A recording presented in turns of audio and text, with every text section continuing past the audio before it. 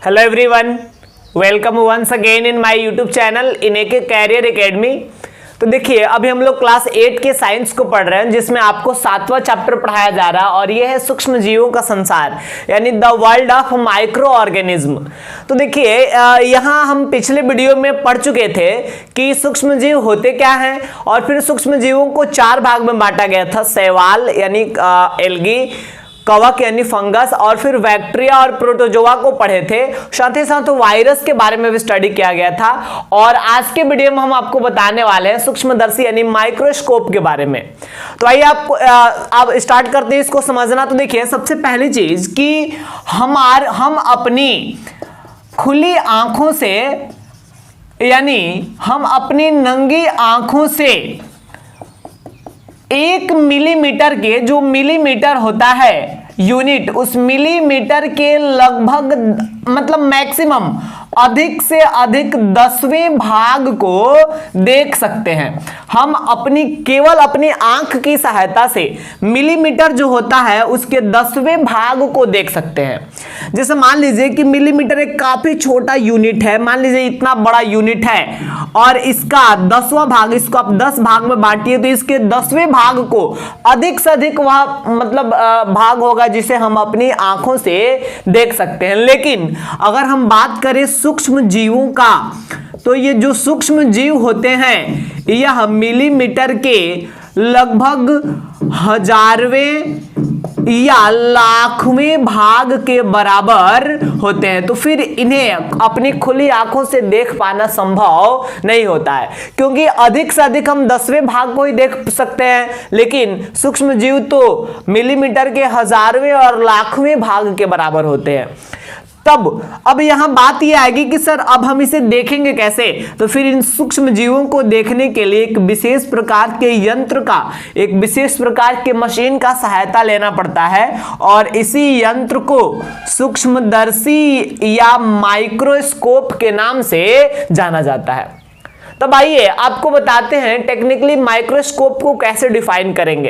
तो देखिए, हम कह सकते हैं सूक्ष्मदर्शी यानी माइक्रोस्कोप एक ऐसा यंत्र है जिसकी सहायता से हम किसी वस्तु का आवर्धित प्रतिबिंब यानी मैग्नीफाइंग इमेज प्राप्त कर सकते हैं। आवर्धित प्रतिबिंब कहने का मतलब, जैसे मान लीजिए कि यही मार्कर का ढक्कन है और इसका लेंथ, लंबाई जो है लगभग 3 सेंटीमीटर है, और इसके लंबाई का मतलब इसका जो इमेज है ये 300 सेंटीमीटर प्राप्त कर लेना, इसको कहेंगे मैग्नीफाइंग इमेज यानी आवर्धित प्रतिबिंब। आवर्धित प्रतिबिंब का मतलब वस्तु से कई गुना बड़ा प्रतिबिंब जो बनेगा उसको हम कहेंगे आवर्धित यानी मैग्नीफाइंग इमेज।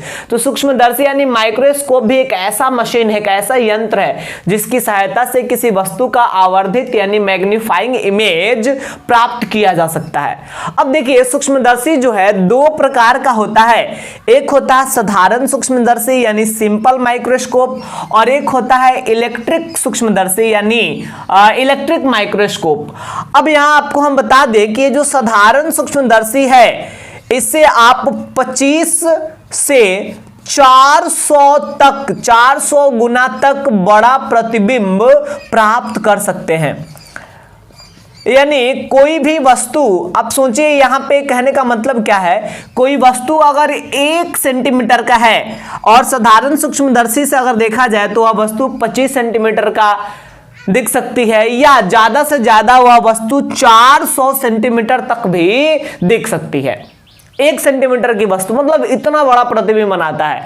लेकिन इसके अब देखिएगा, जो कुछ ऐसे भी सूक्ष्म जीव होते हैं जो इतने सूक्ष्म होते हैं कि साधारण माइक्रोस्कोप से भी वो दिख नहीं पाते हैं, तो फिर उनके लिए इलेक्ट्रिक सूक्ष्मदर्शी का यूज करना पड़ता है। और ये इलेक्ट्रिक सूक्ष्मदर्शी जो है यह लगभग 1000 गुना आवर्धित प्रतिबिंब, 1000 गुना बड़ा प्रतिबिंब बना देता है किसी वस्तु का। किसी भी सूक्ष्म जीव को जब हम इससे देखेंगे तो लगभग 1000 गुना बड़ा हमें दिखाएगा। तो ये बात स्पष्ट हुआ। अब आइए सूक्ष्मदर्शी को हम समझते हैं कि उसमें कौन कौन सी संरचनाएं पाई जाती है। तो देखिए, सबसे पहले इस चित्र के अनुसार अगर समझा जाए तो यहां आपको जानना है कि सूक्ष्मदर्शी में सबसे ऊपर एक उत्तल लेंस लगा होता है। सबसे ऊपर जो होता है एक उत्तल लेंस लगा होता है जिसमें हम अपने आंख से झांकते हैं, आंख से देखते हैं, और उस उत्तल लेंस को नेत्रिका के नाम से जाना जाता है, जिसको आई पीस इंग्लिश में कहा जाता है। और उसके नीचे चकती पर 2 या 3 और उत्तल लेंस लगा होता है जिसे वस्तु लेंस यानी ऑब्जेक्टिव लेंस के नाम से जाना जाता है। अब इसमें और आगे चले तो हमें पता है कि इसमें उत्तल लेंस इसलिए लगाया जाता है बिकॉज यही एकमात्र ऐसा लेंस है जिसकी सहायता से किसी वस्तु का आवर्धित मैग्नीफाइंग यानी किसी वस्तु का बड़ा प्रतिबिंब प्राप्त किया जा सकता है। तो बड़ा प्रतिबिंब प्राप्त करने के लिए ही उत्तल लेंस का यूज किया जाता है। अब आपको एक और चीज बता दें कि वस्तु का आकार इतना ज्यादा कितना ज्यादा बढ़ता है तो नेत्रिका यानी जो सबसे ऊपर लेंस लगा होता है और फिर दोनों ऑब्जेक्टिव लेंस यानी दोनों वस्तु लेंस, इसके क्षमता के गुणनफल के बराबर वस्तु का आकार जो है बढ़ जाता है। और फिर वस्तु लेंस से नीचे की ओर अगर हम जाएं तो वस्तु लेंस से नीचे एक समतल एक प्लेन सतह होता है जिसको जनरली स्टेज के नाम से जाना जाता है। तो हम कह सकते हैं कि वस्तु लेंस से नीचे एक समतल स्टेज होती है और उसी स्टेज के बीच में एक गोलाकार छिद्र होता है और इसी छिद्र के ऊपर कांच की एक स्लाइड रखा जाता है और सबसे नीचे दर्पण रखा हुआ रहता है। और दर्पण इसलिए रखा जाता है बिकॉज दर्पण की सहायता से प्रकाश पुंज को, प्रकाश की किरणों को दर्पण की सहायता से छिद्र में फोकसित किया जाता है, मतलब छिद्र में उसको फोकस किया जाता है। अब देखिए छिद्र में जब प्रकाश की किरण फोकस होगा तो हमें पता ही है कि छिद्र जो है वो स्टेज के बीच में बनाया गया है और उस स्टेज के ऊपर से ही वस्तु लेंस जुड़ा हुआ है जिसके चलते प्रकाश हमारी आंखों तक भी पहुंच जाता है। अब इसके बाद और आगे चले तो आपको जानना है कि सबसे नीचे की ओर अगर देखा जाए तो नेत्रिका और वस्तु लेंस को ऊपर नीचे व्यवस्थित करने के लिए 2 बड़ी घुंडी लगी होती है। उस घुंडी को हम घुमाते हैं और उसको घुमाने से वस्तु और नेत्रिका और वस्तु लेंस जो है ऊपर नीचे व्यवस्थित होती है और उस दोनों घुंडी को कोरस या फाइन फोकस के नाम से जाना जाता है। तो ये रहा सूक्ष्मदर्शी का संपूर्ण संरचना कि उसमें कौन कौन से पार्ट होते हैं और कौन सा पार्ट कैसे कार्य करता है, इसको हम चित्र के अनुसार समझे। अब देखिए आपको हम एक चीज और समझा रहे हैं कि सूक्ष्मदर्शी की सहायता से सबसे पहले कब और किसके मदद से हम सूक्ष्म जीव को देख पाए, इस समय भी समझिए। 1668 ईस्वी में एक महान वैज्ञानिक थे ये ल्यूवेनहॉक, और ये भी जान लीजिए ये एक डच वैज्ञानिक थे और इन्होंने ही सबसे पहले सूक्ष्म जीवों को देखा और सूक्ष्म जीवों के इस अद्भुत संसार को दुनिया के समक्ष लाया।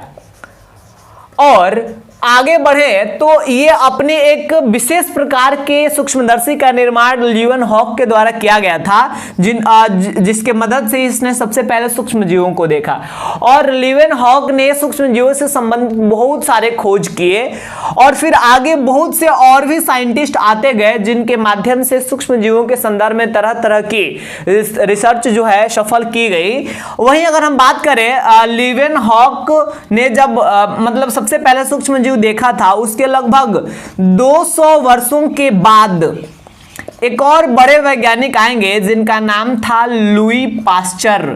और लुई पास्चर ने ही पाश्चरीकरण की प्रक्रिया का भी खोज किया था और फिर लुई पास्चर के द्वारा ही किण्वन की प्रक्रिया का भी खोज किया गया। यानी लुई पास्चर ने ही बताया कि यीस्ट जो सूक्ष्म जीव होते हैं, यीस्ट नामक सूक्ष्म जीवों से क्रिया के फल स्वरूप ही, इसके क्रिया के फल स्वरूप ही मतलब किण्वन की प्रक्रिया संपन्न होती है।